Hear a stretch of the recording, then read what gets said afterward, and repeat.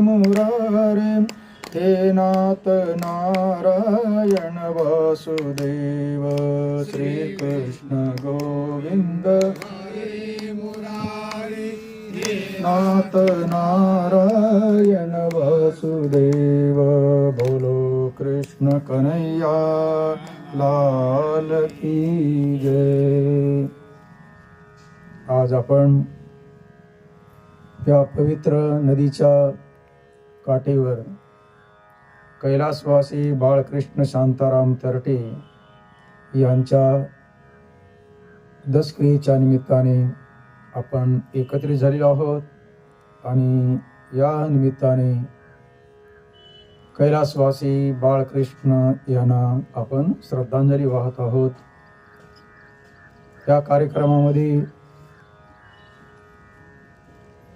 आपण बाळू बोलतो, बाळकृष्णाचे सर्वच परिवार, आप्त नातेवाईक सर्वत्र सर्वजण इथं एकत्रित झालेलो आहोत, जेणेकरून गेलेल्या आत्म्याला शांती हो ह्या निमित्ताने आपण इथं एकत्रित झालेलो आहोत।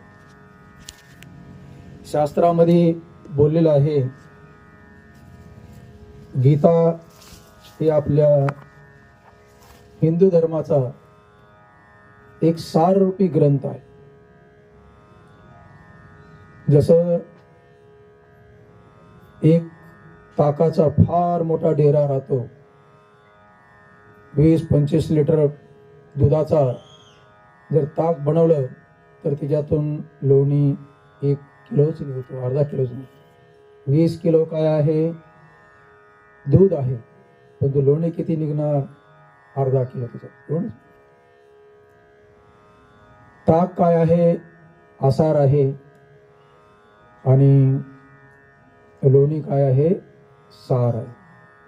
तसंच या संसारामध्ये सार आणि आसार हे आपले दोन बाजू सतत पाहतो।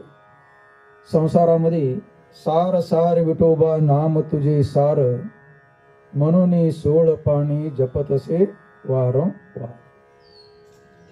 सार सार काय, संत म्हणतात देवाला, देवा या संसारामध्ये सार फक्त तूच आहेस, म्हणजे कोण, देवच सार आहे, आणि जर देवाला सोडलं तर सर्व काय आहे, आसार।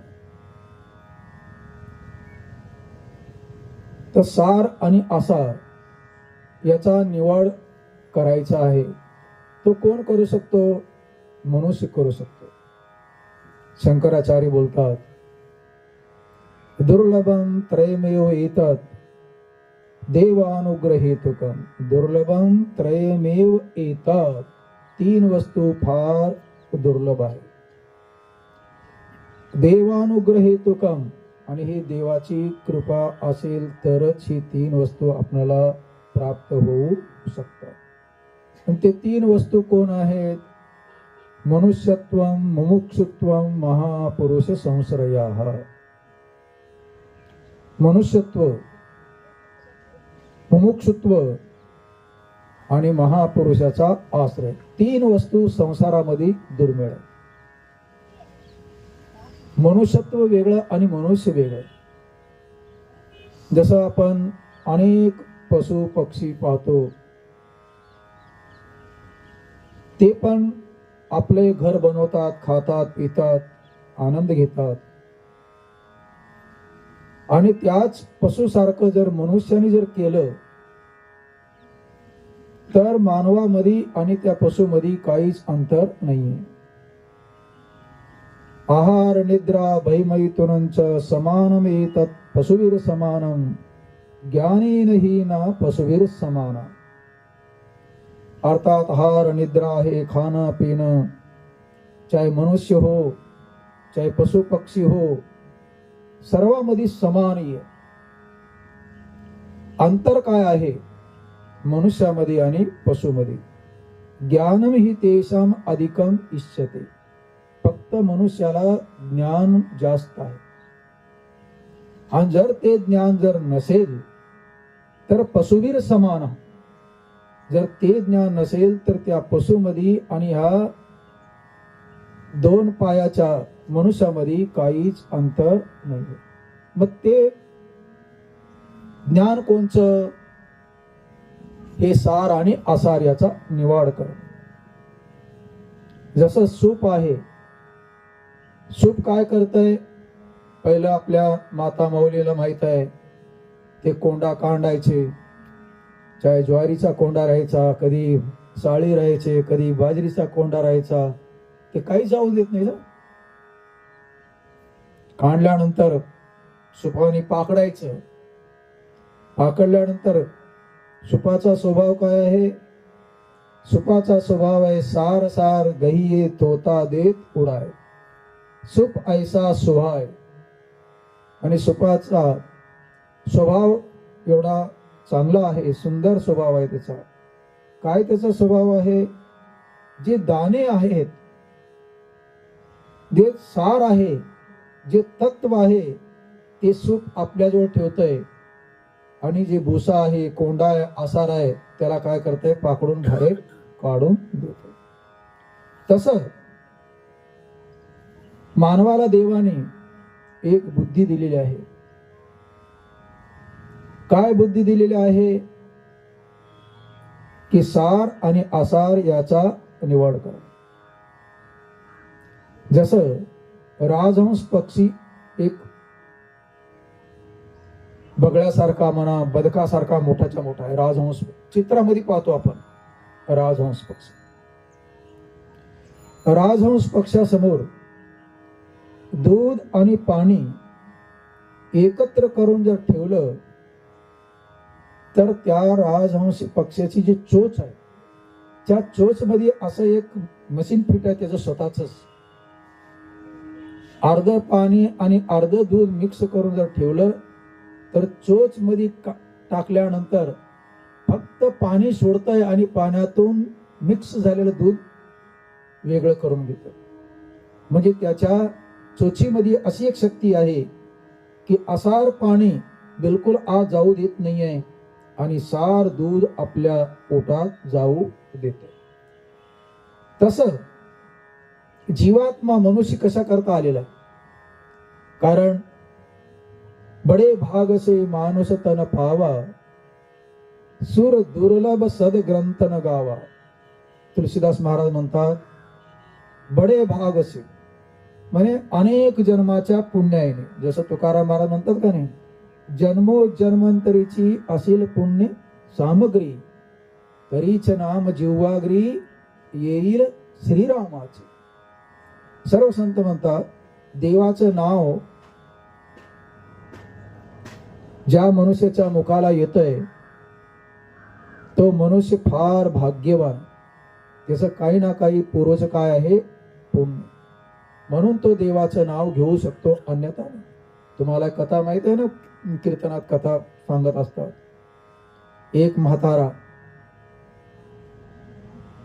आयुष्यभर कधी देवाचं नाव घेतलं नाहीये, फक्त व्यापारच करायचा स्वभाव होता.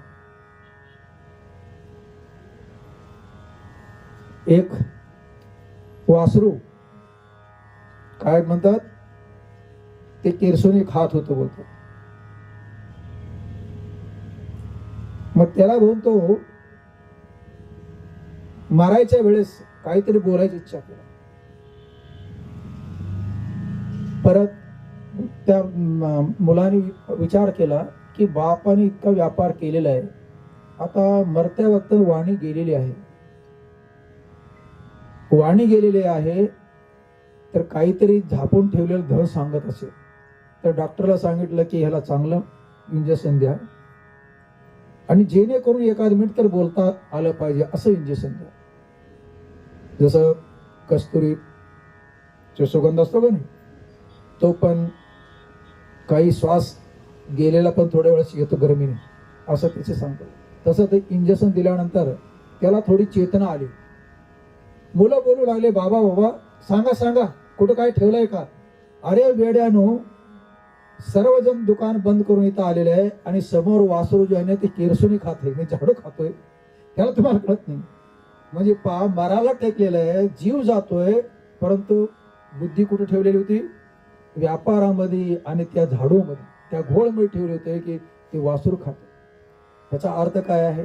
मारायच्या वेळेस एवढंच नाहीये, ते टाका ते शिव जरी म्हटलं कपडा होतो त्याला शिव पण तो बोलत होता, अरे टाका टाक त्याला. ह्याला म्हणतात पूर्वची पुण्याई नसल्यामुळं देवाचं नाव मुखाला येत नाही. आणि देवाचं नाव मुखाला येतंय याचा अर्थ आहे की सर्व संत म्हणतात की फार मोठी याची पुण्याई आहे, म्हणून याला मनुष्य जन्म मिळालेले आहे. आणि मनुष्य जन्म मिळून हा आपला मनुष्य जन्माचा जो एक स्वभाव आहे, त्याचं कर्तव्य आहे, त्याचं लक्ष आहे, ते पूर्ण करून घेऊ शकतो. एक मानव शरीर असा आहे, याच्यामध्ये 2 in 1 आहे. आणि बाकी एक मनुष्य जर सोडलं तर चाहे देव योनी हो, देव म्हणजे गंधर्व यक्ष किन्नर वरची योनी हो, आणि माणसाच्या खालची योनी म्हणजे पशु पक्षी झाड झुडप, हे सर्व जे 84 लाख योनी आपण बोलतो. आता आपल्याला जे काय डोळ्याला दिसतंय हे सर्व, चाहे जड असो किंवा चेतन असो, हे सर्वच्या सर्व जीव आहे. जड रूपाने आता आपण हे सतरंजी म्हणा, हे म्हणा, काही ना काही कुण्या ना कुण्या वस्तूचं असं कर्म आहे. त्या कर्मामुळं काही जड होतात, काही चेतन होतात. हे झाड झुडप हे सर्व कधी ना कधी कर्म करण्याकरता मनुष्य जन्म त्यांच्याजवळ होता. आणि त्यावेळेस त्यांनी जे कर्म केलेलं आहे त्या कर्माचं फळ भोगण्याकरता हे सर्व काय आहेत? शरीर आहे. शरीर याचा अर्थ आहे की ज्याला नाव रूप बोलतो आपण, हे माळा म्हणतो, ह्याला माईक म्हणतो, हे सर्व ह्या वस्तूचं शरीर आहे. आणि त्या शरीराला आपण काय म्हणतो? योनी म्हणतो, म्हणजे स्थान. जसं घरात आपण बसतो, घर आपल्याला बसण्याकरता आश्रय आहे, तसं जीवाला, यच्छावत जीवाला आश्रय काय आहे? शरीर आहे.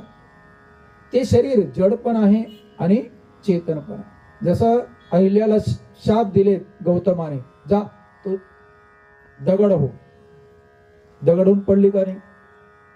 आता एक रामाला सोडून, एक विश्वामित्राला सोडून त्या दगडाला कोणी ओळखलं का?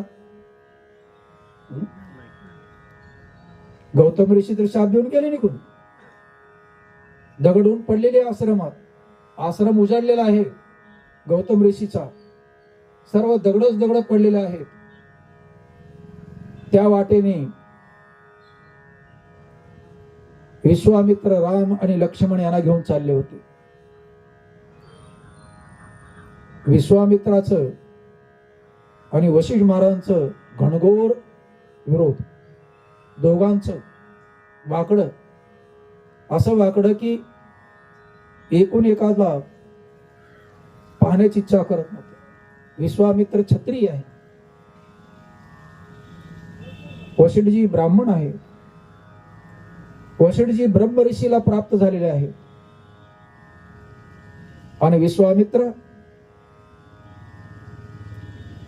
ते पण ब्रह्म ऋषी प्राप्त करण्याकरता म्हणून अनेक गायत्री मंत्र, कारण त्यांना जेव्हा विश्वामित्र क्षत्रिय राजा होते तेव्हा अचानक वशिष्ठ महाराजांच्या आश्रमात गेल्यानंतर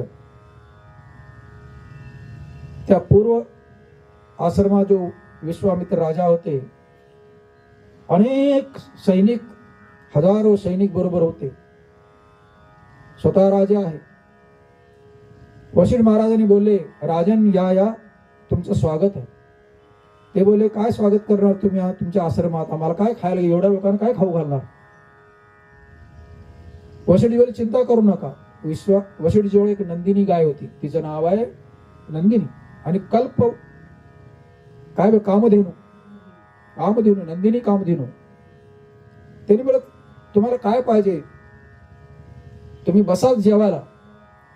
हजारो सैनिक जेवायला बसलेले आहेत आणि इकडून गरम गरम पंचपक्वान्न वाढत होते. ते कुठून येत होते? कामधेनूपासून. आता हा राजा आहे, हजारो सैनिक आहेत. बोला की ही गाय तुम्हाला काय कामाची आहे? तुम्हाला तर अन्न कमी लागतो. अरुंधतीने वशीर दोघंच आहेत आणि काय मुलं आहे. पाहिजे तेवढं तुमच्या गुरुकुलमध्ये राहणाऱ्या ब्रह्मचार्यांना आपण जेवण देऊ राजधानीतून आणि गाय आम्हाला बोले घेऊन जा. आता नंदिनीला माहित होतं की वशिष्ठ महाराज नाही म्हणलं तरी पण हा आक्रमण करणार. तर त्याच्यापेक्षा बाबा जर तिची इच्छा असली गायीची तू घेऊन जा. एवढं बोलल्यानंतर गायीला धरायला गेलं तर त्या सर्व सैनिकांना एका गायीने मारून पळून दिली. म्हणजे इतकी गाय. हे कशाचा प्रभाव? तपाचा प्रभाव. मग त्याला वाटलं की मला पण ब्रह्मऋषी बनायचं. मग ब्रह्मऋषी बनण्याकडे गायत्री मंत्राचं त्यांनी काय केलेलं आहे? तप केलेलं आहे, अनुष्ठान केलेलं आहे विश्वामित्राने. गायत्री हा सूर्यदेवाची उपासना आहे. सूर्यदेव गायत्रीच्या रूपाने प्रसन्न आहे.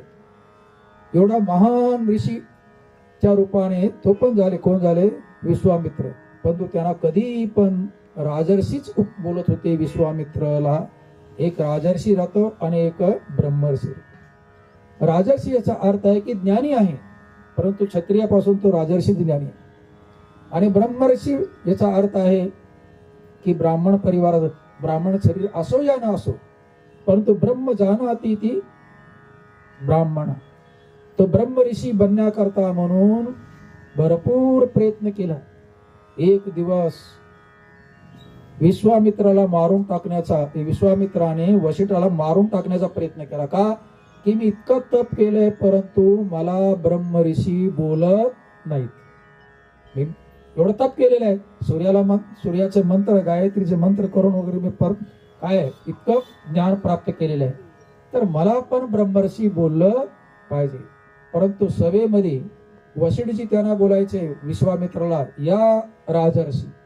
फार रागायचा. एक दिवस विचार केला, मोठाच्या मोठा दगड झोपलेल्या वेळेत जाऊन टाकावा. कोणाच्या डोक्यात? वशिष्ठाच्या. अरुंधती आणि वशिष्ठ महाराज कुटियामध्ये बसलेले आहेत. पौर्णिमाचा दिवस आहे. सर्वत्र प्रकाशच प्रकाश आहे. वशिष्ठजी अरुंधतीला बोलतात, हा जो प्रकाश आहे ना पौर्णिमेचा, हा कुणाचा प्रभाव माहित आहे? हा विश्वामित्राचा प्रभाव. विश्वामित्र वशिष्ठजींना मारण्याकरता दगड घेऊन पाठीमाग बसलेला आहे. रात्री तिच्या डोक्यात टाकायला. का? मला ब्रह्मर्षी म्हणत नाही म्हणून. आणि इथं प्रशंसा कुणाची करतात? विश्वामित्राची. बायकोला सांगतात, अगं अरुंधती, हा जो प्रकाश दिसतोय ना पौर्णिमाचा, हा चंद्रमाचा नाही आहे. चंद्रमाला जो प्रकाश देणारा विश्वामित्र आहे त्याचा तो पण. विश्वामित्र गार झाला. माझा इतका प्रकाश. विश्वामित्र पुढे गेले. मग तेव्हा अय्ये ब्रह्मर्षी पा म्हणे, पहिलं राजर्षीच म्हणायचे, पण आता अहंकार गेला की आपली प्रशंसा ऐकून अरे मी मारायला चाललोय, मी किती मोठी चूक केलेली आहे. म्हणजे ज्या वेळेस त्याची चूक कळाली आणि अंतःकरण गहिवरून आलं, अंतःकरणात श्रद्धा आली, म्हणजे अहंकार गेला. बघा, अहंकार गेला तुका म्हणे देव झाला. देव व्हायला काय कठीण आहे? देवामध्ये आणि आपल्यामध्ये काय अडचण? काय अडचण? फक्त अहंकार. अहंकार त्याला म्हणतात मी मी मी. एक गुजराती मध्ये बोलतो, હું કરું એ જ અજ્ઞાનતા જેમ શકટનો ભાર શ્વાન તાને. હું કરું मी करतो. प्रत्येकाला बोलतो ना, प्रत्येक जण बोलतो अरे मी म्हणून चालतंय, मी म्हणून चालतंय. पण त्याला माहिती नाहीये की तू मोठा आहेस म्हणून तो बोलत नाहीये तुला. नाहीतर त्याच्या मनामध्ये हेच आहे की तू जाऊन पहा, तुझ्यापेक्षा चांगलं चालू. तू फक्त जाऊन पहा, तुझ्यापेक्षा मी चांगलं चालवतो, परंतु समोरचा मोठा असल्यामुळं तो गपचीप काय करतो, ऐकतो आणि मनातल्या मनात बोलतो. तर सांगायचं तात्पर्य की मी जे म्हणतो ते अज्ञान आहे. कसं अज्ञान आहे? जेम सकटन उभार स्वान ताने. सकटन उभार, पहिलं बैलगाड्यामध्ये शेतातला माल आणायचं, शेतातली रास जी व्हायची गाड्या भरून आणायची, काही पण गाड्या आणायचं. मग त्या शेतकऱ्याचं कुत्र काय करायचं, दोन्ही बैलाच्या मध्ये गाडी खाली चालतंय. का चालतंय? की त्या कुत्र्याला माहित आहे की जर मी गाडीच्या पुढं आणि गाडीच्या फार पाठीमागे जर राहिलो तर दुसरे कुत्रे माझ्यावरती धावतील. दुसऱ्या कुत्र्याला भिवून तो गाडी खाली चालतो सुरक्षा करता. परंतु समजतो काय, मी गाडी वळतो. गाडी कोण वळतंय? बैल वळतात. आणि विचार काय करतोय? कुत्र मी करतोय. तसं करता करविता कोण आहे? तो परमात्मा. परंतु कोणचंही काम काय बोलतो? मी केलो, मी केलो बोलतो. मी याला शक्ती जर नाही दिली तर काय करणार आहे? ऐकवी देखवी एक नारायण तयाचे भजन. ऐकवी देखवी, आपण बोलतो मी ऐकतो. अरे मी काय ऐकतो? त्या ऐकणारा तो नारायण तिथं बसलेला आहे, शिव तिथं बसलेला आहे. जर तो शिव निघून गेला तर त्यालाच बोलतो की प्राण गेला. प्राण गेल्याचा अर्थ काय? जीव आणि शिव एकच आहेत ना. जीव शिव दोन्ही एका हृदय रूपी याच्यामध्ये बसले, गुप्तीमध्ये. अनेक शास्त्रामध्ये एक वृक्षात, त्याला वृक्ष बोलतात, त्याला शरीराला वृक्ष. वृक्ष म्हणजे झाड. झाडामध्ये आणि शरीरामध्ये काय अंतर आहे का? काही अंतर नाही. ते झाड आणि हे पण झाड आहे. त्या झाडाच्या फाट्या तुम्ही तोडल्यानंतर घाव भरून येतो का नाही? जर कुऱ्हाडीने घाव टाकले तर 2-4 वर्षात तो घाव भरतो का नाही?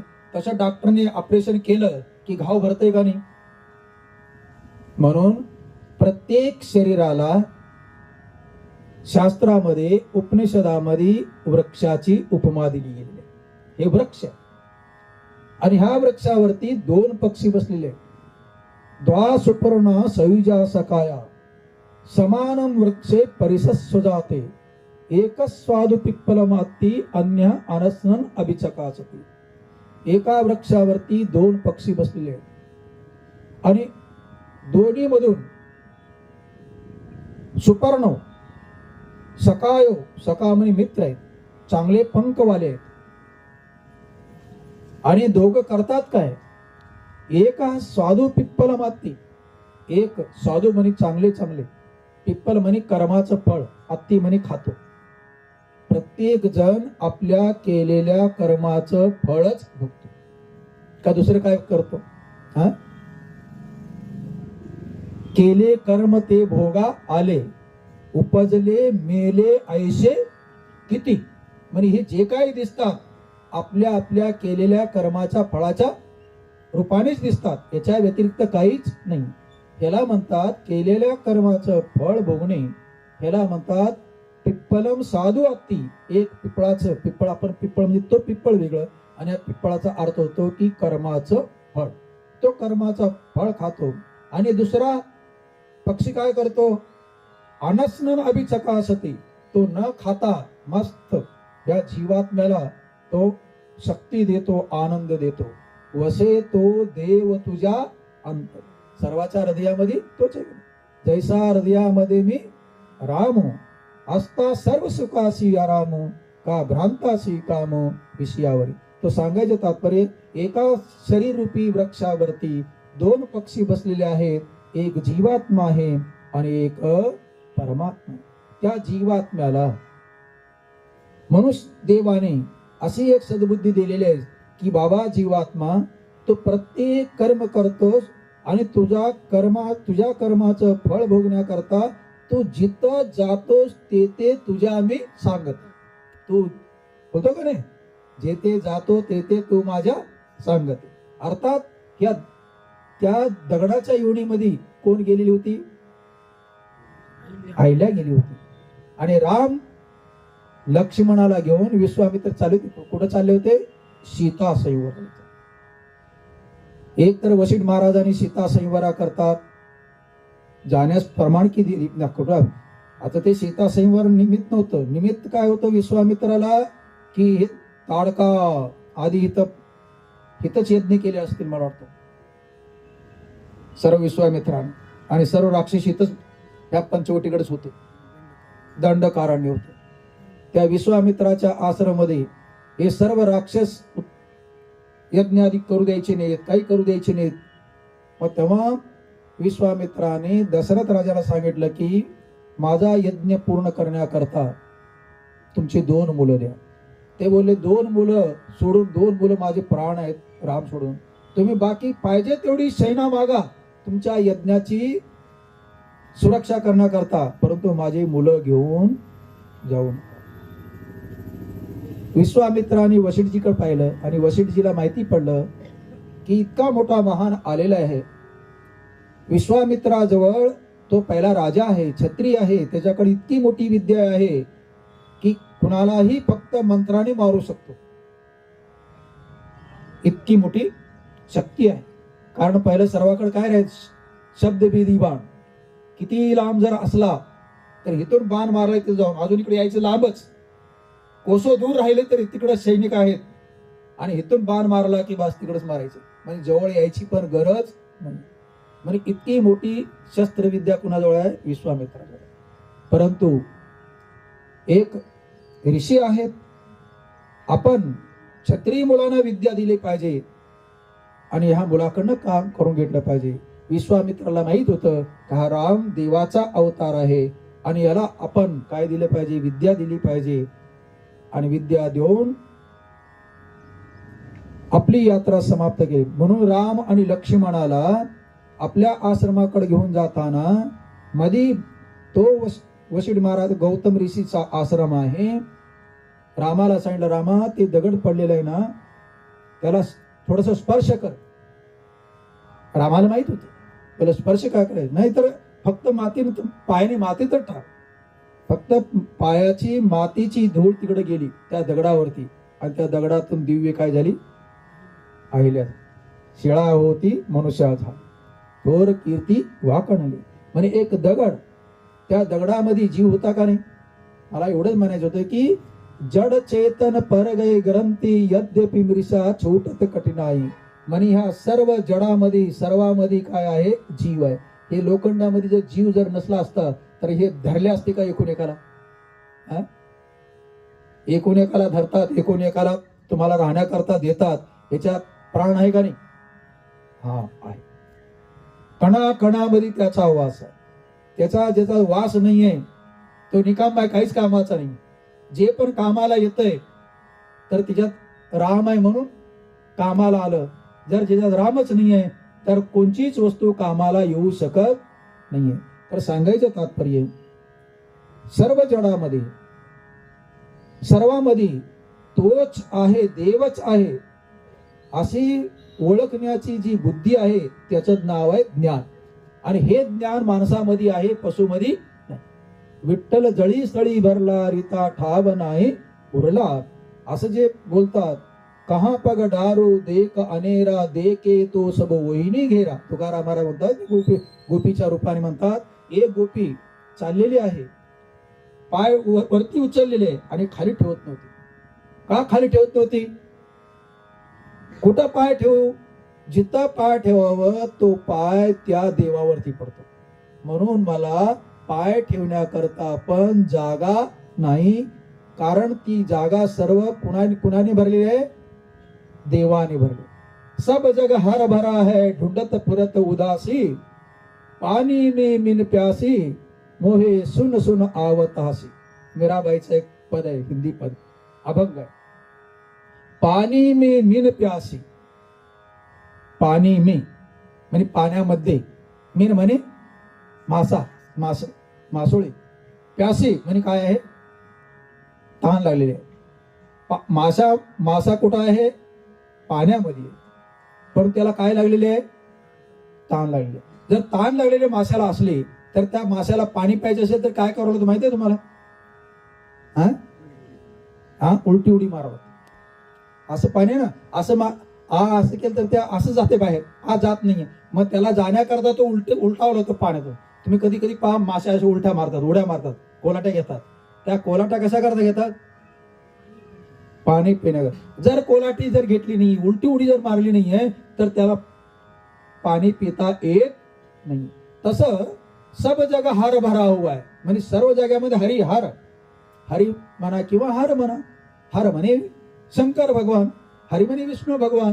सब जग हार भरा है, ढुंडत फिरत उदासी. अरे तिकडे असेल तिकडं असेल देव, सर्वकडे तो फिरतो, परंतु त्याला देव कुठं दिसत नाही. देव दिसण्याकरता त्याला काय करावं लागेल? जसं पाण्यामध्ये मासा ताणिजलेला आहे, त्याला जर प्यायचं पाणी असेल तर त्याला उलट व्हावं लागतो. तसं देवाला आपण जर पाहायचं असेल, जे सार तत्व आपल्याला पाहायचं असेल तर त्या सार तत्वाकरता आपणाला पण उलटी उडी मारावं लागेल. उलट व्हायचंय. उलट म्हणजे काय?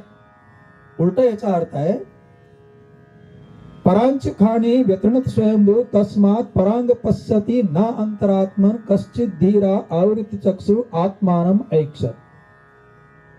कठोपनिषदामध्ये, अन्यत्र उपनिषदामध्ये फार सुंदर मंत्र आहे. त्या ब्रह्मदेवाने हे सर्व काय म्हणतात? आपण ब्रह्मदेवाचे गाडगे आहोत. आपण कुणाचे गाडगे आहोत? ब्रह्मा एन कुलालवन नियमितो ब्रह्मांड भांडोदरे. शास्त्रामध्ये बोलतात ब्रह्मांडाचे भांडे. संस्कृत मध्ये पण भांडे बोलतात, मराठीमध्ये पण भांडे म्हणतात. भांड्याचं दुकान बोलतो का नाही?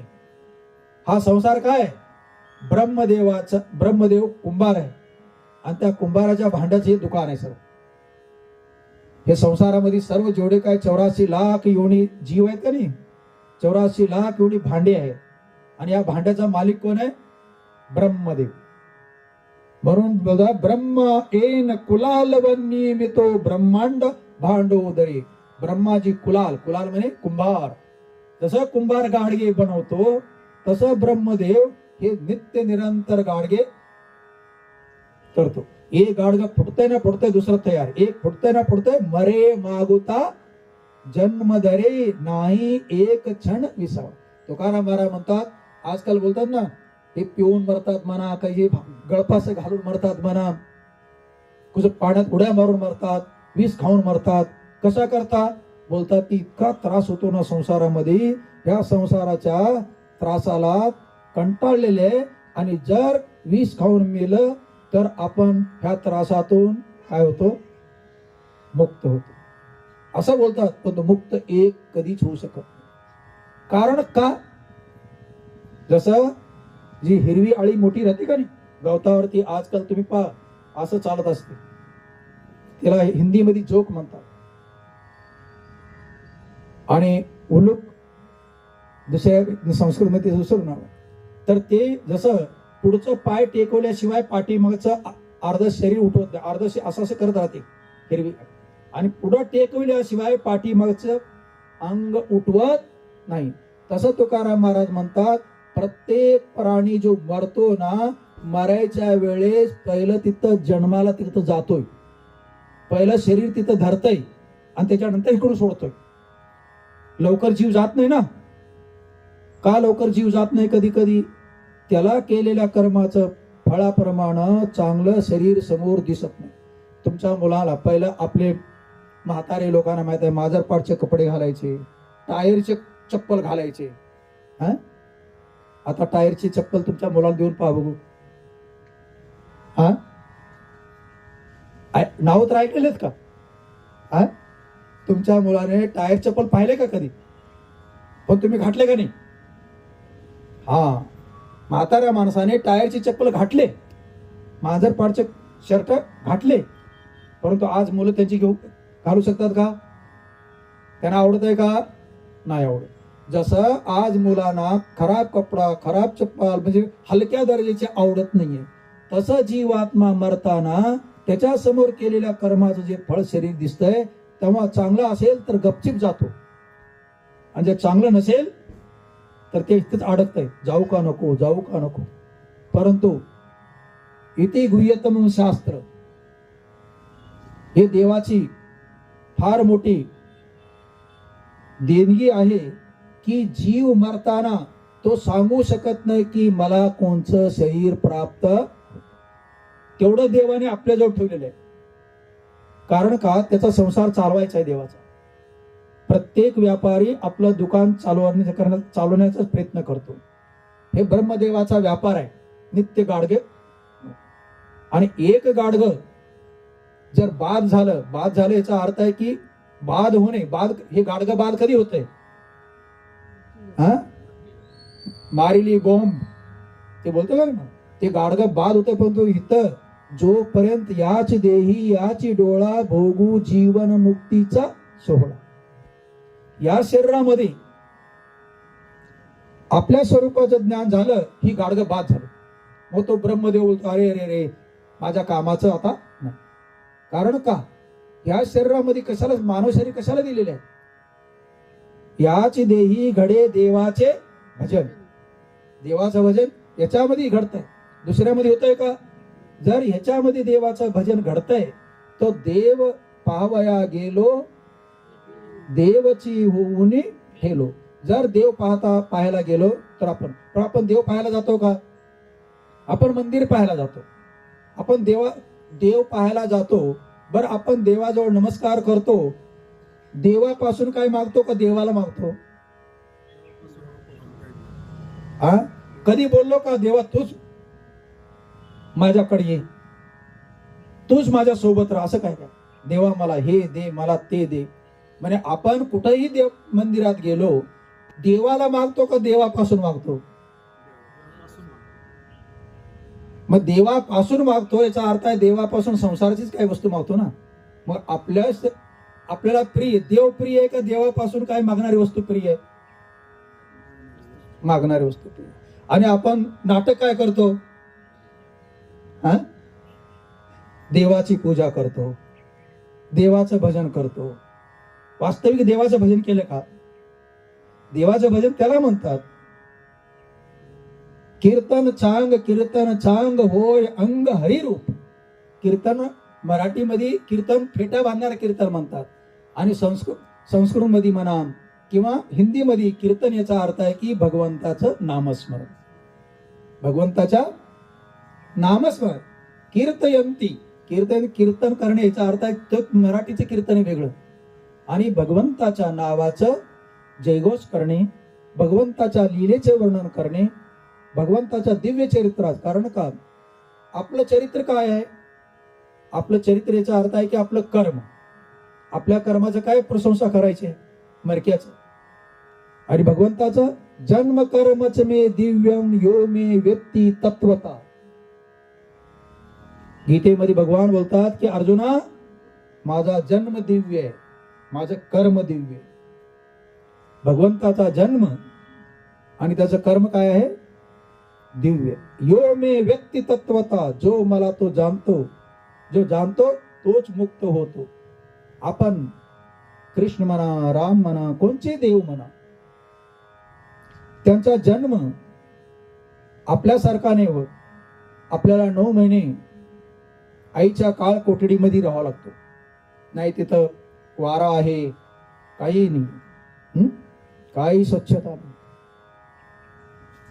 क्रिमी कीटक त्याच्यामध्ये 9 महिने पडावं लागतो. आणि देवाला तसं आहे का? चतुर्भुज रूप होऊन तुरंत प्रगट होत, दये कृपाला दीन दयाला तो प्रगट होतो. आणि आईला वाटतो की माझा हा मुलगा आहे, जन्म रामाचा म्हणा, कृष्णाचा म्हणा, म्हणून त्यांचा जन्म दिव्य, त्यांचं कर्म दिव्य. कारण का, त्यांचं जे कर्म आहे, त्यांचं कर्म लोककल्याणाकरता, परोपकाराकरता त्यांचे कर्म आहेत, म्हणून ते कर्म दिव्य. आपले कर्म आपण आपल्या स्वार्थापोटी करतो. वेड्याला जरी म्हटलं की चल रे बाबा तिकडं थोडस, तोल काय तिथे मिळते बघू, वडापाव मिळतो का तिकडं? जर मिळत असलं तर मी येतो, नाही तर येणार. ह्याचा अर्थ काय झाला? म्हणे वेड्याला पण कळतंय की कुणीकडे जायचं असेल तर तिथं मला काहीतरी मिळालं पाहिजे, अन्यथा मला जायचं नाही. मग त्याला पण कळतंय. मग शाणा काही जर करत असेल तो स्वार्थापोटीच करतो. कशापोटी करतो? स्वार्थापोटीच करतो. म्हणजे स्वार्थ याचा अर्थ आहे की आपलं भागवणे, आपल्याला काही त्याच्यापासून मिळवणे. म्हणून माणसाचा जन्म, माणसाचं कर्म हे कधीच दिव्य होऊ शकत नाही. फक्त दिव्य होतो एक संतांचा जन्म आणि देवाचा. कारण का? येते उपकारासाठी घर आले ज्या वैकुंठी. संत इथे येतात, सामान्य लोकांसारखेच दिसतात, देव सामान्य लोकांसारखे दिसतात, परंतु संत नव्हती जगा मानसा सारिके येते. मग माणसासारखे म्हणे तुम्हाला 2 पाय आहेत, त्यांना पण 2 पाय आहेत, त्यांना पण 2 डोळे आहेत, आपल्याला पण 2 डोळे आहेत. अंतर काय? माणसासारखं नाही तर माणसासारखं नाही तर काय पशुसारखे काय? संत माणसासारखे नाही तर काय पशुसारखं बोलू शकतो का? काय अंतर आहे? मीराबाईने जे माशाला बोलले तसंच अंतर आहे. मीराबाई काय बोलली? माशाला जर पाणी प्यायचं असेल तर काय करावं लागेल? पलटी व्हावं लागेल. तसंच संत पलटी होतात, उलटे होतात. उलटेचा अर्थ काय? म्हणजे ब्रह्मदेव सतत गाडगे बनवतो. कशा करता? की आपला व्यापार चालला पाहिजे. एक पण ह्याच्यातून काय नाही झाला पाहिजे, ब्रह्मज्ञानी झाला नाही पाहिजे. एक पण वापस माझ्याकडे आला नाही पाहिजे. सर्व ह्या संसार रूपी जंगलामध्येच फिरले पाहिजे. जसं गायी राख्या सर्व गायींना जंगलात हाकलून देतो का नाही? का आपल्याजवळ ठेवतोय गाय? सर्व चरणा करता बाहेर करून. तसं देव म्हणा, ब्रह्मदेव म्हणा, कुण्याही जीवाला आपल्या स्वरूपाचं ज्ञान होऊ नये. आपल्या स्वरूपाचं ज्ञान जर झाला की त्याला संसार संपला ना. हा संसार कधीपर्यंत आहे? जोपर्यंत आपण आपल्या स्वरूपाला ओळखत नाहीये तोपर्यंत हा संसार. संसाराचा अर्थ आहे की जन्मने मरणे, उपजे ते नासे, नासिले ते पुनरपी दिसे, हे घटिका यंत्रगा परिभ्रम. अर्थात उपजणे आणि मरणे, याच्या व्यतिरिक्त काही नाही. त्याचं नाव आहे संसार. संसार, संसार याचा अर्थ आहे की सतत सरकत जाणे. आला क्षण गेला, एक एक क्षण क्षण जातो का नाही, तसा हा जन्म गेला, दुसरा आला, दुसरा आला, तिसरा झाला. हा जसं हिंदीमध्ये बोलतात कोलूचा बैल, तेल्याचा बैल, तेल्याच्या घाणाचा बैल. पहिला तेल्याचा घाणा चालायचा, आता कशाला तेली राहिली नाहीत, त्यांचा घाणा कशाला येणार आहे. आता लोकांना ते तेल्याचा घाणा माहिती नाही पडणार. पहिलं बैलानेच गुराळ पण चालायची, कल्चर चालायचे. त्याच्यानंतर ते मशनी आली गुराळाची.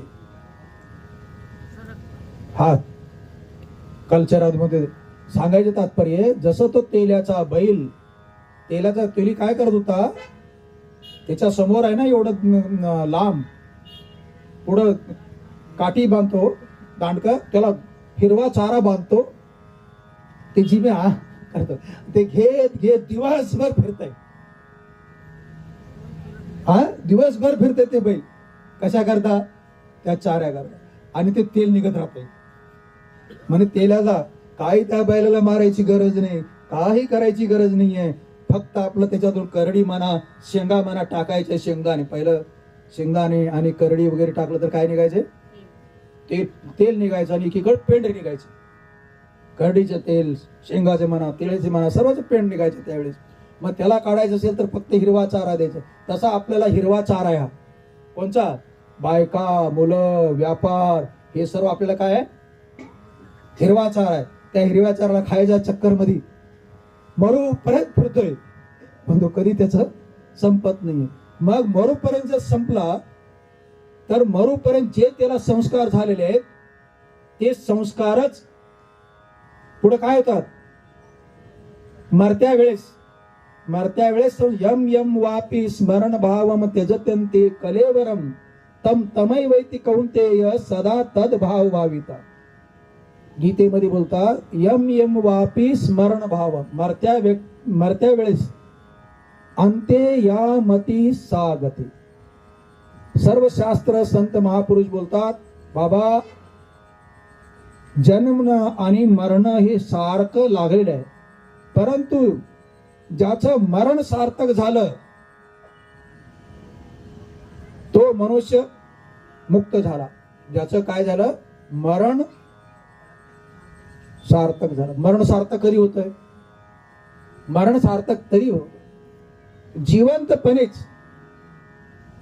मरण म्या पाहिले डोळे, आपल्या डोळ्याने मरण रूपी पाहायचं. मरण काय आहे, मरण म्हणे भीती, मरण म्हणे मृत्यू. अर्थात एक जड आहे आणि त्या जडाला, मरणाला, भीतीला कोण भीत नाहीये? जोपर्यंत आपल्या स्वरूपाला तो ओळखत नाहीये. सत चित आनंद बोलते ना, परमात्म्याचं तीन रूप परमात्म्याचे आहेत आणि 2 रूप संसाराचे आहेत. नाम आणि रूप संसार आहे. नाम याचा अर्थ आहे काही माईक, रूप याचा अर्थ आहे आकार. नाव आणि आकार हे कुणाचा आहे, संसाराचा आहे. नाव आला आणि आकार आला. नाव आणि आकार हे कुणाचा आहे, संसाराचा आहे. परंतु ह्याच्यामध्ये हे माळा नाव आहे, माळ नाव आहे, पण त्या नावामध्ये आहे कोण आहे, दिसतंय, याचं ज्ञान होतं ते काय आहे, आणि प्री हे काय आहे, ते परमात्मा. त्यालाच म्हणतात अस्ति भाती प्री. अस्ति म्हणजे सत, सत याचा अर्थ आहे हे माळ जरी गेली तर हे आहे, हे जरी संपलं तर हे आहे. संसारामध्ये आहे कधी समाप्त होतोय का, बोला? झाड समाप्त झालं,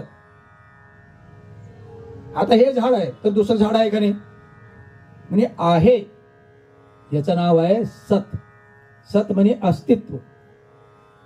अस्तित्व वस्तू समाप्त होती, परंतु ह्याच्यातलं हे फूल जरी नाहीये, फूल नाही आहे तर दुसरं आहे, कुठं ना कुठं आहे. ही वस्तू कधी समाप्त होऊ शकत नाही. एक वस्तू दिसत नाहीये तर दुसरी वस्तू दिसती का नाही, ही नाही तर ही वस्तू दिसली का नाही. म्हणजे दिसणं म्हणजे भाती, भाती.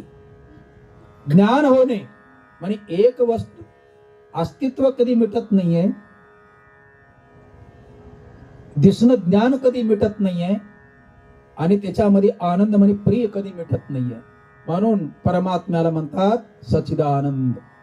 सत चित आनंद कोण आहे, परमात्मा. आणि हे संसार कसा आहे, नाव आणि आकाराला.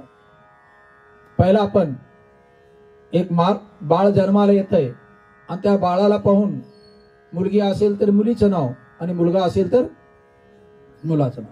म्हणजे पहिला आकाराला पाहूनच नाव दिलं ना. पहिलं नाव का पहिला आकार,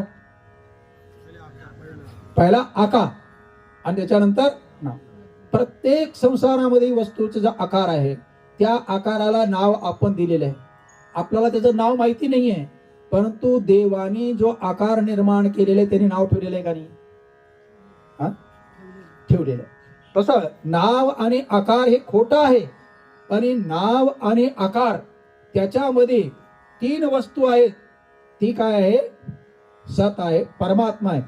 हे आहे, दिसत आहे, प्रिय आहे, म्हणे अस्ति भाती प्रिय म्हणा, सत चित आनंद म्हणा, ते परमात्म्याचं रूप आहे. आणि त्या परमात्म्याच्या रूपाला जर आपण प्राप्त करून घ्यायचं असेल तर ह्या संसार रूपी पाण्यामधून आपण उलट व्हायचं. आपण उलट नाही होत का, आपण सुलट होतो, आपण पुढे जातो. म्हणून मी बोलतो की पहिले एक श्लोक बोललो, परांची खाणी व्यतरणत स्वयंभू तस्मात परांग पश्यती ना अंतरात्मन कश्चित धीरा आवृत चक्षु आत्मानम ऐक्षत. बोलते ब्रह्मदेवाने प्रत्येक प्राण्याला बनवलेलं आहे. कसं बनवलेलं आहे की यांची इंद्रिय बहिर्गावी बनवली. डोळा रूप पाहण्याची इच्छा करतो. रूप म्हणे काळ गोर लाल तांबड कलर म्हणतात का नाही, रूप म्हणे कलर आकार. डोळा त्या कलरला पाहायची इच्छा करतो. कान शब्द ऐकायची तयारीला जातो. नाक सुगंधात्वा दुर्गंधी घेण्याकरता जातो. रसना वा काय चांगले गोड पदार्थ बनवलेले रसनात चव घेण्याकरता जाते, रसना चव घेण्याकरता जाते. आणि हे कातडं मऊ जाग्यावरती बसण्याकरता स्पर्श म्हणजे 5 ज्ञानेंद्रिय, 5 ज्ञानेंद्रियच्या माध्यमातून हे सतत बाहेर जीवात्मा जातो. आत जातच नाहीये, आत अंधार आहे. जसं एकांतात कुणाला आवडत नाहीये तसं कुठं बसतो का जीव डोळ्या वाटे पाहायची इच्छा करतो, नाका वाटे सुगंध घेण्याची, श्वास घेण्याची इच्छा करतो, ह्याच्या ऐकण्याची इच्छा करतो. आणि हे सर्व काय 5 इंद्रिय, 5 रस्ते, 5 रस्त्यावरती जीवात्मा सदैव चालतो. किती रस्त्यावरती? 5 रस्त्यावरती चालतो जीवात्मा. जायला काय आहे? शास्त्रामध्ये बोलतात की इदम शरीरम रत्मेव विद्धि इंद्रियाणि हयानाहो मनःप्रग्रमेव विषयस्तेषु गोचरान्. बोलते की हे शरीर आहे. काय आहे? रथ आहे. पहिलं रथ राहायचे का नाही? रथ राहायचे. हे रथ आहे. रथाला काय झुकतात? घोडे झुकतात, आहे का नाही? ह्या रथाला घोडे किती आहेत? 5 घोडे आहेत. एक ज्ञानेंद्रिय काय आहेत? 5 ज्ञानेंद्रिय घोडे आहेत. आणि हे घोडे कुठं जातात? आपल्या आपल्या विषयावरती. कान वा, काय सुंदर स्वर आहे, वा काय गायन आहे, काय मालकंस राग आहे, तो त्याच्या माध्यमात त्या रोडवरती जातो. हे सुगंधी अथवा दुर्गंधीच्या रोडवरती जातो. सुगंधी, कुणाला सुगंधी आवडते, कुणाला दुर्गंधी आवडते. बोलते उद्धव मन माने की बात, दाक छारा छाड़ी विष कीड़ा विष खात, उद्धव मन माने की बात. उद्धवला गोपी ज्ञान देत असताना बोलतात, अरे गोपीला उद्धव समजावत असतो, अरे तो कृष्ण राजा आहे, हे आहे ते आहे. अरे बोलतो तुला उद्धव, तुला काय माहित आहे तो कोण आहे? तो तुला माहिती नाही आहे. तुला वाटतो की तो तिथं द्वारकेमध्ये आहे. अरे मला तर तो इथं प्रत्यक्ष दिसतो. त्या भवऱ्याला, ए कृष्णा जा जा, भवर बुरबुर करत आलास तू, तुझ्या पाठीमाग मी लागत नाही, जा. त्या भवऱ्याला कृष्णाचं रूप घेऊन तिच्या समोर बोल म्हणजे सांगा होता, उद्धव मन जिथं लागतंय ना, उद्धव मन न बहे 10-20, एक हातो सो गयो श्याम संग को आराधय ईस, उद्धव मन न बहे 10-20. मन एकच आहे आणि ते मन त्या कृष्णामध्ये लागलेलं आहे. आणि तू बोलतोय की कृष्ण राजा हे आहे ते आहे. अरे प्रत्येकाच्या मनामध्ये जे आवडते तेच त्याला चांगलं वाटतंय. कसं? गोपी बोलतात, जे विष किडे आहेत का नाही, घाणीतले किडे, ते घाण खायला चांगलं वाटतं त्यांना. जर त्या फुलात जर सोडले तर ते मरून जातात. जे विषाचे किडे आहेत, पूय पंखीचे किडे आहेत, पुवामधले किडे आहेत, त्या किड्यांना जर ह्याचं सुगंध घ्यायला सोडलं तर राहतील का याच्यात? हा, विष किडा विष खात, दाक छ्वारा छोडी.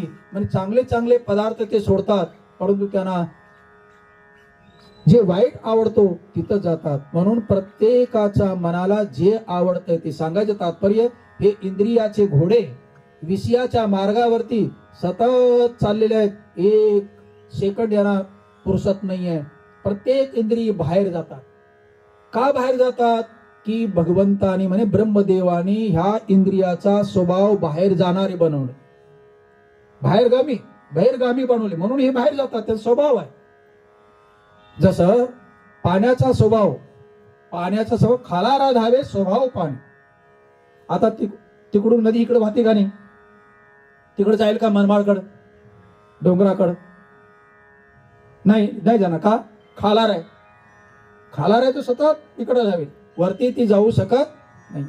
जसं वरती पाण्याच्या टाकीमध्ये पाणी चढवण्याकरता मशीन जर नसेल तर पाण्याच्या टाकीत पाणी जाईल का?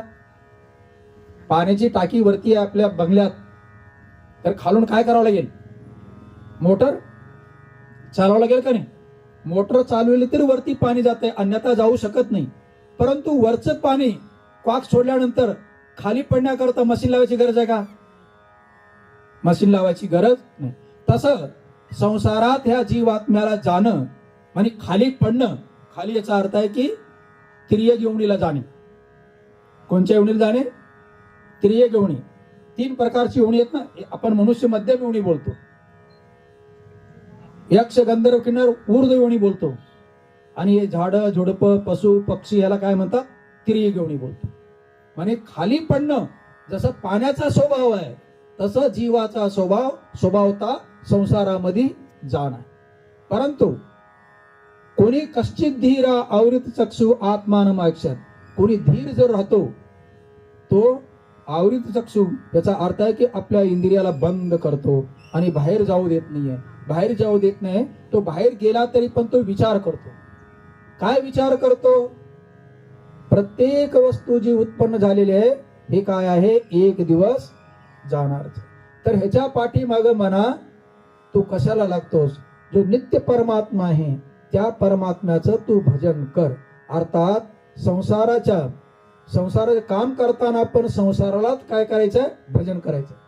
जसं काम करत होते शेतामध्ये सावता माळी, तो शेतामध्ये काम करताना त्यांचं प्रत्येक काम भजन होत होतं का नाही? प्रत्येक काम, कांदा मुळा भाजी अवघी विठाबाई माझी, लसूण मिरची कोथिंबिरी अवघा झाला माझा हरी, मोठ नाडा वीर दोरी अवघी व्यापली पंढरी. याचा अर्थ आहे की आपला संसारच भजन झालं. प्रत्येक काम करतो आपण, ते प्रत्येक काम आपण भगवंताचं कर्तव्य म्हणून जर करू लागलो तर ह्याला म्हणतात की आपण उलटे झालो. उलटे झालो म्हणजे ज्ञानी झालो. प्रत्येक काम जे पण आपण करतोय, जसं माळी दादा आहे, बाग शेठचा बाग आहे, शेठने एका बागेमध्ये माळ्याला कामाला ठेवलं. फार मोठी बाग आहे, त्याच्यामध्ये प्रत्येक फळ आहेत. एक दिवस शेठ आलेला आहे, माळीदाराने अनेक फळ तोडले आणि त्या मालकापुढे खायला ठेवले. मालकाने पहिलंच एक फळ खाल्लं तर ते कडू लागलं. मग मालकाने बोललं की बाबा तुला मी पैसे देतोय ना एवढं सुंदर बगीच्यामध्ये काम करण्याकरता, फळं वाढवण्याकरता, मग ते फळं मला गोड फळं खाण्याकरता तुला ठेवलंय का कडू फळ मला देण्याकरता ठेवलेलं आहे? त्यांनी बोललं शेठ, ह्या झाडा झुडपामध्ये कोणतं झाड वाढलंय पा, सर्व हिरवगार आहे का नाही आहे, सर्वांना सुंदर टवटवीत आहे का नाही आहे? माझं फक्त काम काय आहे की ह्या झाडांची जोपासना करणे, संरक्षण आणि संवर्धन करणे. काय करणे? संरक्षण आणि संवर्धन करणे. संरक्षण आणि संवर्धन याच्या व्यतिरिक्त माझं काहीच काम नाहीये. माझ्या कामामध्ये, संवर्धनामध्ये कोणत्या झाडाला पाणी कमी आहे सांगा? कोणतं झाड वाढलंय का? सर्वांना हिरवगार आहे का नाही पा? म्हणजे सर्व जर असा आहे तर तुमचे पैसे मला दिलेले सार्थक झाले. आणि राहिली गोष्ट, ह्या फळ तुमचं आहे, तुम्ही मग मी तुमचं काय आहे, सेवक आहे, काम करण्याकरता ठेवलेलं आहे. आणि काम, प्रत्येक काम संरक्षण संवर्धन केलेले झाडाझुडपाचं फळ खाण्याचं काम तुमचं आहे. फळ कुणा करतायत? मालका करता. म्हणून हे फळ कडू आहे का गोड आहे हा खाण्याचा अधिकार माझा नाही आहे. हा खाण्याचा अधिकार कोणाचा आहे? तुमचा. माझं काम आहे फक्त याचं जोपासणे. तसा आपण संसाराचा माळी बनलं पाहिजे. आपण आपल्या संसाराचा काय बनलं पाहिजे? प्रत्येक आपल्या संसारामध्ये जेवढे काय मुलं बाळ आहेत म्हणा, प्रत्येक आहेत म्हणा, ते आपला बाग आहे आणि त्यांची प्रसन्नता, त्यांना सुरक्षित ठेवणे, जोपासणे हे माळ्याचं काम आहे. परंतु त्यांचं फळ खाणं, मी करतो हे फळ खाणे, मी करतो हे आहे फळ खाणे. आणि फक्त देवाचा मी काय आहे, सेवक आहे. आणि हे माळ्यासारखे बगीचेचे आहे आणि मी ह्याचं कर्तव्य म्हणून कर्म करणं. आई जसं मुलांना वाढवते लहानपणी, काय कशाला वाढवते? की फक्त तिला वाढवायची वेळ राहतो. लहान मुलाला काय, त्याला माशी चावती का, हे चावती का, हे लहान मुलांना वाढवणं फार कठीण जातं. म्हणून बाल हट्ट जे होतं ना, फार कठीण. लहान मुलं पा काय हट्ट धरतील आणि त्या वाढवणाऱ्या बायांना किती त्रास होतोय ते त्यांनाच माहित. तेवढा त्रास घेतात आणि वाढवतात. पण वाढल्यानंतर काय विचित्रता आहे, त्याला माहितीच नाही की माझ्या आई वडिलांनी मला किती किती कष्टाने वाढवलेलं असते, त्यांना काय कष्ट झाला असेल. एक आईला एक मोठा मुलगा पैसा कमवणार होता. लोक बोलले की आईचे उपकार कधी फिटत नाहीत, लोक बोलतात. तर त्यांनी बोललं की आई, तुला मी पाहिजे तेवढे पैसे देतो, तुझ्या उपकारातून मी मुक्त होतो. बाबा काही नाही बोल, तो फक्त एक रात्र माझ्या बरोबर झोप, माझ्या उपकारातून तो मुक्त होतो. बोले फक्त माझ्या पायाच्या खाल्ल्या बाजू तू झोपवत. बाल्टीभर पाणी ठेवलेली होती. जसं झोपला की इकडून थोडं पाणी टाकायचं, आई इकडून थोडं पाणी टाकायचं, ते ओलं व्हायचं. अरे झोप ना बाळ. त्याला राग आला की वल्यात कसं काय झोपतात. बाळा तुला एक दिवस वल्यात झोपता येत नाही, समजलं. तू किती हागलास, किती मुतलास आणि किती दिवस मी ते सहन केले. उपकार फेडतोस नाही. म्हणून आई तुझे उपकार हो. तर सांगायचं तात्पर्य की देवाने बुद्धी दिलेली आहे, एक कर्तव्य रूपाने आपलं काम केलं पाहिजे. कर्तव्य म्हणून केल्यानंतर कर्मबंधनातून मुक्त होतो. कर्तव्याचा अर्थ समजलं ना, की केवळ भगवंताचा मी एक सेवक आहे अशा रूपाने जर तुम्ही कर्म करू लागले तर तो सुटला. कारण का की मग त्याची जबाबदारी कुणाची आहे, देवाची. अनन्याश्चिंतयन्तो माम ये जना परिउपासते तेषां नित्याभियुक्तानां योगक्षेमं वहामि हां. याचा अर्थ आहे की आपण यद्यद कर्म करोमि तत्तदखिलं शंभो तव आराधनम. आपण जे जे कर्म करतो हे कर्म काय करायचं आहे, भगवंताची आराधना आहे, भगवंताची पूजा आहे. असं जर आपण करू लागलो तर आपण त्या पाण्याने जसं उलटी उडी मारली तसं आपण उलटी उडी मारल्यासारखं. याचा अर्थ काय, आपण सच्चित आनंद रूपी जो परमात्मा आहे त्या परमात्म्याला आपल्याला प्राप्त करून घेतल्यासारखं आहे. तर सांगायचं तात्पर्य, हा मनुष्य जन्म कशाला मिळालेला आहे, याच देही याच डोळा भोगू जीवन मुक्तीचा सोहळा. जीवन मुक्तीचा अर्थ आहे की आनंदाचे डोही आनंदाची तरंग. आनंदाचे डोही याचा अर्थ आहे की आजकाल लोकांना कळच नाही. तरंग तर कळालं, पाण्याच्या वरती तरंग आहे. डोही म्हणजे ढव याचा अर्थ आहे की खोल पाणी. या नदीमध्ये जे पाणी खोल असतो का नाही त्याला काय म्हणतात, ढव म्हणतात. म्हणजे आनंदाचा ढोह आहे आणि आनंदाचा तरंग. तर सांगायचं हे आहे की ह्या संसारामध्ये संसार करत असताना संसारामध्ये आपण काय म्हणतात, आउट व्हायचं नाहीये, नॉट आउट राहायचं. आउट आणि नॉट आउट बोलतात का नाही, क्रिकेटमध्ये काय होतं, आउट आणि नॉट आउट दोन्हीच होतो का नाही. आउट होण्याचा अर्थ आहे की संसारामध्ये अडकणे.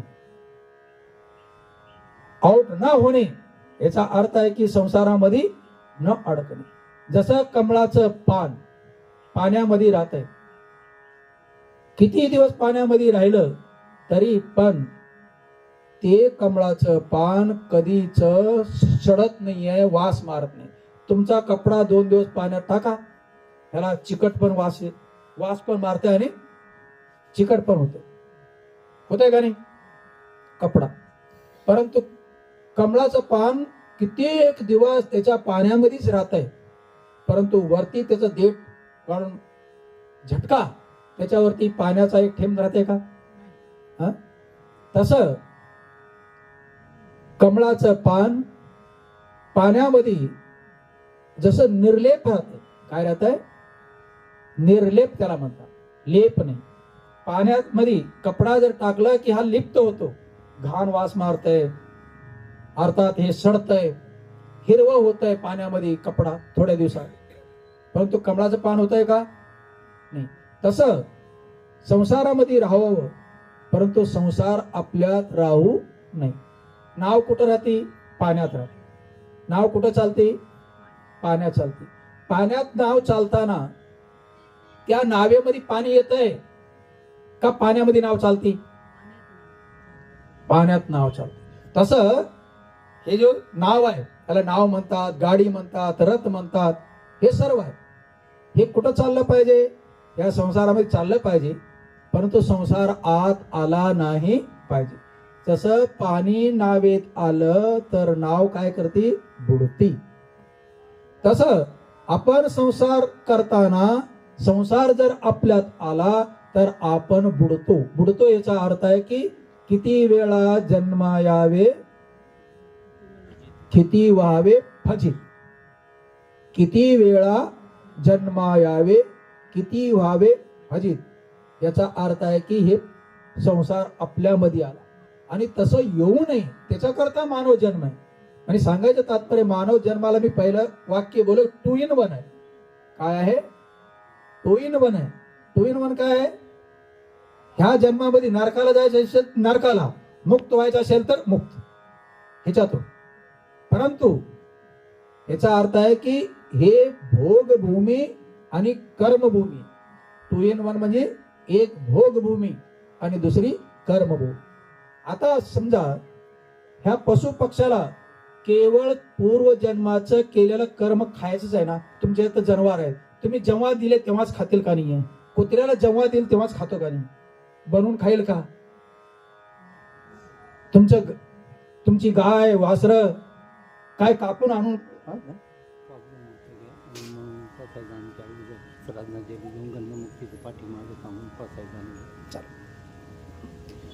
काय बोलत होतो की गाई वगैरे जे चारा असतं, तुम्ही चारा टाकल्यानंतर चारा खातील ना? का शेतात आणून ते खाऊ शकतात? नाही ना. पराधीन आहेत का नाही? जेवढे पशु आहेत ते कसं आहेत? पराधीन. तुम्ही पराधीन आहेत का? बनवून खायला वगैरे तुम्ही स्वतंत्र आहात का नाही? तुम्ही अन्न खाण्याकरता, बनवून खाण्याकरता काय तुम्ही स्वतंत्र आहात. म्हणून हा जो जीव आहे, मानव शरीर आहे, मानव शरीरामध्ये पूर्व केलेल्या कर्माचं फळ भोगणं आणि पुढच्या जन्माकरता कर्म करणे आहे. म्हणून याला म्हणतात 2 in 1. 2 in 1 याचा अर्थ आहे की पूर्व जन्माच्या कर्माचं फळ आपल्याला आई वडील शेती हे सर्व मिळालेलं आहे. हे कशाने मिळालेले आहे? पूर्व जन्माच्या कर्माने मिळाले. परंतु याच्यानंतर आता ज्या पूर्व जन्मात मिळाला तो भोगभूमी आहे. बोला रे तुझ्या कर्माचं फळ तू भोग. प्रत्येकाला आपण काय बोलतो? तुझ्या कर्माचा तो फळ भोग. याचा अर्थ आहे भोगभूमी आहे. परंतु जसं पहिले कर्म केल्यानंतर आता मिळतंय, आता चांगलं कर्म केलं तर पुढं मिळेल, म्हणून याचं नाव आहे कर्मभूमी. म्हणून याला म्हणतात प्राप्य इमाम कर्मभूमीम न चरती मनुजो यतो ही मंद भाग्य. राजा भर्तृहरी होऊन गेले. विक्रमादित्य संवत्सर काय? विक्रमादित्य संवत्सर. विक्रमादित्यापासून काय चालतंय? विक्रमादित्य संवार. तो विक्रमादित्य राजाचा मोठा भाऊ होता राजा भर्तृहरी, आणि ते गोरखनाथाचे शिष्य. त्यांनी फार मोठे शास्त्र लिहिलेले, फार मोठे शास्त्र. तर त्यांनी फार सुंदर याला प्राप्य इमाम कर्मभूमीम न चरती मनुजो यतो ही मंद भाग्य. हे कर्मभूमीला प्राप्त केल्यानंतर मानव जर चांगलं कर्म करत नसेल तर त्याच्यापेक्षा दुर्बुद्धीवाला कोणीच नाहीये. प्राप्य इमाम कर्मभूमीम. हे मानव शरीर कोणची भूमी आहे? कर्म. म्हणून इथं चांगलं कर्म, चांगलं आणि वाईट काय? एक उदाहरण देत असतो. एका शेठला कारकूनची गरज होती. पहिले कारकून, आता मुनीम क्लर्क हिशोब करण्याची गरज होती. क्लर्क शेठनी पेपर मध्ये दिलेलं होतं की मला क्लर्कची गरज आहे. दोघं आले क्लर्क बनण्याकरता. बोले की मी पण चांगलं शिकलेलं आहे, मी पण अकाउंट जाणतो. तो बोल मी पण जाणतो. बोले दोघं जाणतो ना अकाउंट, फार चांगलं आहे. परंतु मी परीक्षा घेत असतो. 2 मुर्दे चाललेले आहेत. 2 मुर्दे चाललेले आहेत, मेलेले मुर्दे. 2 शवयात्रा चाललेले आहेत. पहिली एक शवयात्रा पुढे चाललेली आहे, एक पाठीमागे शवयात्रा चाललेली आहे. ह्या दोन शवयात्रेमध्ये जो मेलेला माणूस आहे त्याच्यातून कोण स्वर्गाला गेला आणि कोण नरकाला गेला हे मला येऊन सांगा. दोघं गेले. पाहिलं, जो पहिली शवयात्रेमध्ये गेला की तिथं शवयात्रेमध्ये जो मेला होता त्याची प्रशंसा करत होते. फार चांगला माणूस होता हो, देवाला जो आवडेल सर्वांना तोच आवडेल देवाला. आम्हाला सर्वांना चांगला आवडत होता. गावामध्ये इतकी सुरक्षा केली होती, चांगली सुविधा केली होती. लवकर देवाने नेला. फार वाईट केलं, देवाला नाव ठेवत होते चांगल्या माणसाला प्रशंसा. आणि त्याच्यानंतरची यात्रा चालली होती शवयात्रा. मग तिथे बोले देव फार चांगला केला, हा गावाला सर्व बुडवणारा माणूस होता, इतका पापी होता, याला लवकर मेला, देवाने फार चांगलं केलं, फार चांगलं केलं. आता दोन्ही सरणावरती ठेवले होते, चितेवरती जळाले. दोघं आले. दोघाला विचारलं कोण स्वर्गाला गेला कोण नरकाला गेला. एकाने सांगितलं शेठजी दोन्हीच्या दोन्ही त्या चितेवरती जळून राख झाले. एकटाने बोला नाही शेठजी, जे पहिले शिवयात्रा होती तो स्वर्गाला गेला आणि नंतरचा जो मेलेला होता ना तो नरकाला गेला. बोल कसं काय? जो पहिली शिवयात्रा होती त्याच्याबरोबरचे जेवढे लोक होते मेल्यानंतर पण त्याची प्रशंसा करत होते, याचा अर्थ तो कुठे गेला? स्वर्गाला गेला. आणि मेल्यानंतर पण त्याला शिव्या देत होते, तर तो कुठे गेला? नरकाला गेला. याचा अर्थ काय झाला? ज्यांनी चांगलं कर्म केलं तो स्वर्गाला गेला, ज्यांनी वाईट कर्म केलं तो नरकाला गेला. तसं ह्याच्यात चांगलं कर्म करण्याकरता पण वाईट कर्म करण्याकरता पण हे काय आहे? शरीर दिलेलं आहे. म्हणून देवाने इतकं सुंदर शरीर दिलेलं आहे. दिले हात पाय इंद्रिय कान मुख डोळा बोलाया वचन, कशाला? जेणे तू जोडसी नारायण. म्हणजे इतकं सुंदर दिलेलं आहे. कशा करता? देवाने आपल्याला दिलेलं आहे देवाला ओळखण्याकरता. परंतु या संसाराच्या भानगडीतच आपण पडतो आणि मग मरून जातो. म्हणून आपलं कर्म चांगलं केलं पाहिजे. आज आपण ज्या यात्रेमध्ये ज्या कार्यामध्ये आलेले आहोत, बाळूला आपण श्रद्धांजली देण्याकरता आलेलो आहोत. ठीक आहे, प्रत्येकाची त्याचं चरित्र तुम्हाला सर्वांनाच माहीत आहे, मला पण माहीत आहे. परंतु नाविलाज आहे. ते गोपी जर बोलले ना, त्या विष पिढ्याला विषच चांगलं लागतो. त्याला चांगलं जर त्याला पेरू जर खाऊ दिलं, त्या आळी त्या पेरूला खाणार नाहीये, घाणच खाऊ शकते. तसं एकदा वळण पडली वळण इंद्रिया सकाळा भाव तो निराळा नाही दुजा. म्हणून प्रत्येक माणसाला कळायला पाहिजे की आई वडिलांनी जन्म दिलेले आहेत, निर्व्यसनी बनलं पाहिजे आणि निर्व्यसनी बनून एक चांगलं कर्तव्य करून या संसारातून गेलं पाहिजे. आणि आज आपण हे जे काय त्याची दशक्रिया केलेली आहे, अंत्येष्टी चांगली केलेली आहे, तो जिथंही जाईल पुढं 1 वर्षपर्यंत त्याची यात्रा थांबलेली असती. 1 वर्षाने त्याची यात्रा पुढं चालू होती. परंतु शास्त्रानुसार तुरंत पुढे होती. संसाराचा विषय वेगळा आणि शास्त्राचा विषय वेगळा. शास्त्रामध्ये तुरंत मरे मागुता जन्मगिरी तो दुसरा आहे. परंतु ज्याचे नातेवाईक आहेत त्यांना हे 10वा 13वा महिना वर्ष श्राद्ध हे करणं अनिवार्य आहे. आणि ते करणं अनिवार्य आहे. तर सर्वांना आजकाल जे श्राद्ध पक्ष वगैरे आहेत, आई वडिलांना मेल्यानंतर फार मोठं भोजन घालतो. त्याच्यापेक्षा जिवंत असताना त्यांना जे काय अपेक्षित आहे ते जर दिलं तर तुम्हाला त्या श्राद्धाचं फळ नंतर पण मिळतं. परंतु आज आपल्या आई वडिलांची अपेक्षा आपण पुरवत नाहीये आणि मेल्यानंतर गाव जेवण घालतो, त्याचा काहीच उपयोग होत नाहीये. म्हणून ज्यांनी जन्म दिलेला आहे त्यांचं आपण जर ऐकलं, कारण ते आपल्यापेक्षा भरपूर पावसाळे काय बोलतात पावसाळे खाल्लेले असतात. म्हणून त्यांचं ऐकलं पाहिजे. त्यांचं जर ऐकलं तर नम्र होतो. नम्र झाला भूता तेने कोंडिले अनंत. झाडाला फळ आल्यानंतर झाड वागतंय. ज्या झाडाला फळ नाही ते ताट राहते. कोणतं झाड ताट राहते? त्या झाडाला फळ नाही ते ताट राहते आणि त्या झाडाला फळ असते ते. म्हणून अहंकार अभिमान हे सर्व कशाच कामाचं नाही आहे. रावणाचा अहंकार सर्वांचे वीर भोग्या वसुंधरा म्हणून गेले. तर सांगायचं तात्पर्य आज आपण सर्वजण श्रद्धांजली कार्यक्रमामध्ये आलेलो आहोत. आज मी इथंच माझ्या वाणीला मी थांबवणार आहे. कोणी बोलत असेल तरी बोला बाळूविषयी, नंतर प्रसारण होईल. कुठे आहे ते राजभाऊ?